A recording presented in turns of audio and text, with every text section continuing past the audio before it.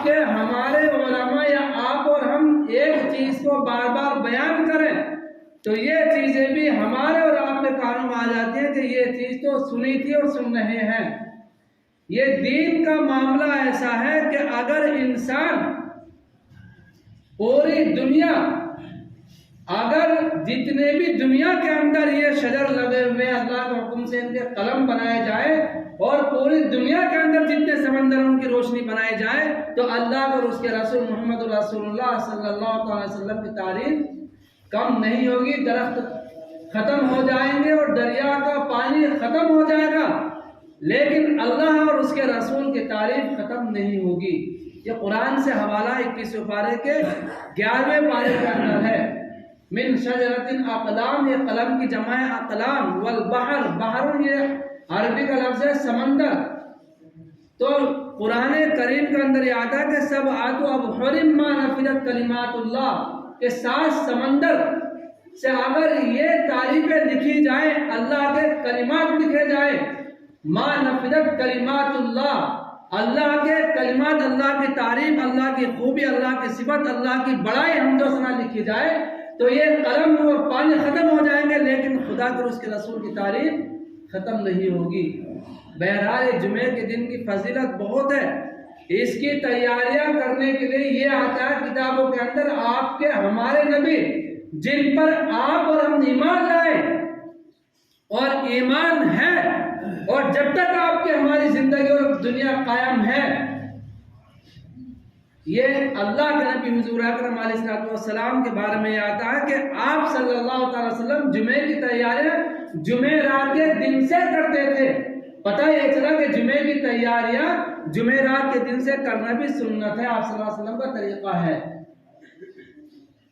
تو یہ سنتیں اگر گہرائی سے دیکھی جائے تو یقین جانیے اگر ایک سنت کو گہرائی سے پکڑ لیں تو آپ کی ہماری دنیا بھی کامیاب اور آخرت بھی کامیاب ہے۔ لیکن ہمارے اور آپ کے ساتھ نعوذ باللہ شیطانی وسوسہ اتنا ہے، اتنا آپ نے اور ہم نے اپنے اندر نعوذ باللہ داخل کر لیا کہ جو جمعرات سے ہمیں جمعے کی نماز کی تیاریاں کرنی تھی، سنت طریقہ ادا کرنا تھا، وقت یا بھاگتے بھاگتے غسل اگر کرنے کی فرصت مل گئی تو کر لیا، لیکن اگر پاک ہیں تو نعوذ باللہ جمعے کی نماز کے لیے بھی اگر پاک ہے تو چلتے چلتے کپڑے بدلے اور نماز کے لیے آ جاتے ہیں اگر پاک ہیں تو۔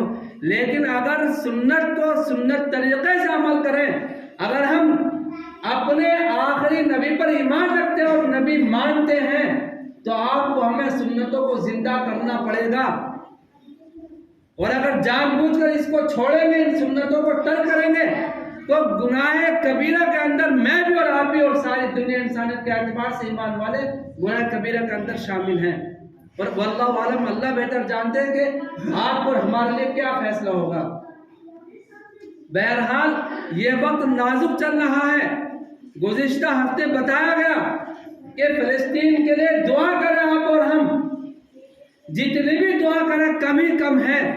یہ وہی فلسطین ہے جہاں سے اللہ رب العزت نے مسجد حرام سے مسجد اقصی تک اپنے محبوب کو پہنچایا، یہ تحفہ انعام دیا جس کو آپ اور ہم فرض ادا کرتے ہیں، اور 5 نمازیں اگر ادا کریں گے تو 50 نمازوں کا ثواب آپ اور ہمارے نامہ اعمال میں لکھا جائے گا۔